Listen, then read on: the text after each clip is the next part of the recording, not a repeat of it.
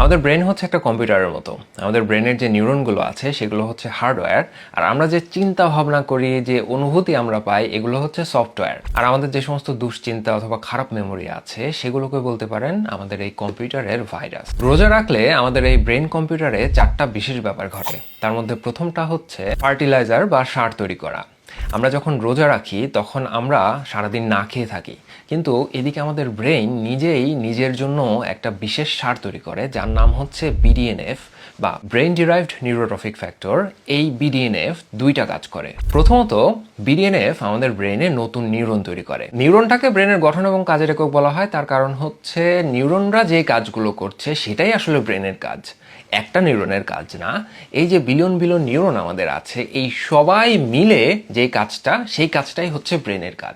আগে ধারণা করা হতো একটা বয়স আসার পরে ব্রেনে আর নতুন করে নিউরন তৈরি হয় না, কিন্তু এখনকার গবেষণায় দেখা গেছে বিডিএনএফ নতুন করে নিউরন তৈরি করতে পারে। দ্বিতীয়ত, বিডিএনএফ আর একটা কাজ করে, সেটা হচ্ছে এই যে এত এত বিলিয়ন বিলিয়ন আমাদের নিউরন আমাদের ব্রেইনে, এরা কাজ করে কিভাবে? এদের তো একটার সাথে আর একটার যোগাযোগ স্থাপন করতে হয়। এই যে এদের যোগাযোগ স্থাপনের জায়গা, এটাকে বলা হয় সাইনাপসিস। বিডিএনএফ এই সাইনাপসিসটাকে শক্তিশালী করতে পারে, যার ফলে আমাদের কোনো কিছু শেখার ক্ষমতা এবং মনে রাখার ক্ষমতা বাড়ে। নাম্বার 2, রোজা রাখলে আমাদের ব্রেনে অটো ক্লিন মোড চালু হয় বা অটোফেজি বা অটোফেগি চালু হয়। আপনারা অনেকেই অটোফেজির নাম শুনে থাকবেন।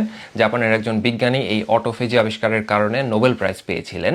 অটোফেজি মানে হচ্ছে নিজেকে নিজে খেয়ে ফেলা। তো যখন আমরা রোজা রাখি তখন আমাদের ব্রেনে যে সমস্ত আবর্জনা বা যে সমস্ত অপ্রয়োজনীয় জিনিসপত্র আছে এগুলোকে ব্রেন আস্তে আস্তে পরিষ্কার করে ফেলে, এটাকে বলা হচ্ছে অটোফেজি। মোট কথা, রোজা আমাদের ব্রেনকে পরিশুদ্ধ করে দেয়। 3 নাম্বার হচ্ছে, রোজা রাখলে আমাদের ব্রেনের এনার্জি ফ্যাক্টরিগুলো আপগ্রেডেড হয়।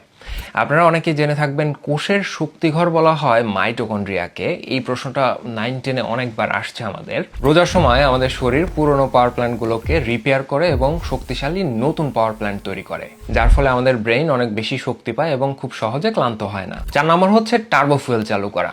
রোজার সময় তো আমরা অনেকটা সময় ধরে না খেয়ে থাকি, আমাদের শরীরে কোনো খাবার ঢোকে না, কিন্তু অন্যদিকে শরীরের যে সমস্ত কাজকর্ম সেগুলো কিন্তু থেমে থাকে না। কিডনির কাজ চলছে, ফুসফুসের কাজ চলছে এবং আরো অন্যান্য অনেক কাজকর্ম চলছে, এবং এই সব কাজকর্মই কিন্তু ব্রেইন পরিচালনা করছে।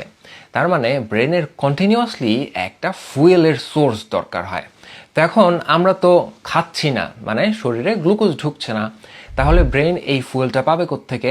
ব্রেন তখন কি করে, আমাদের শরীরে যে ফ্যাট বা চর্বি থাকে এগুলোকে ভেঙে কিটোন বডিজ তৈরি করে। এই কিটোন বডি হচ্ছে ব্রেইনের তখনকার ফুয়েল। তো এখন কোনটা আসলে ভালো, গ্লুকোজ ভালো নাকি এই কিটোন বডিজ ভালো? তার আগে একটা ছোট্ট অ্যানাউন্সমেন্ট করে রাখি, এই বছর বইমেলাতে আমার একটি উপন্যাস আসছে আদর্শ প্রকাশনী থেকে। আপনারা যারা গল্প পড়তে পছন্দ করেন অথবা উপন্যাস পড়তে পছন্দ করেন তারা এটি সংগ্রহ করতে পারেন।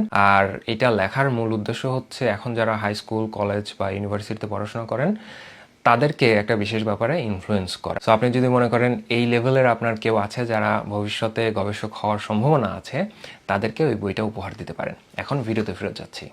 ধরেন আপনার একটা গাড়ি আছে, আপনি চাইলে গাড়িটাকে পেট্রোলেও চালাতে পারেন অথবা হাই গ্রেডেড অকটেনেও চালাতে পারেন।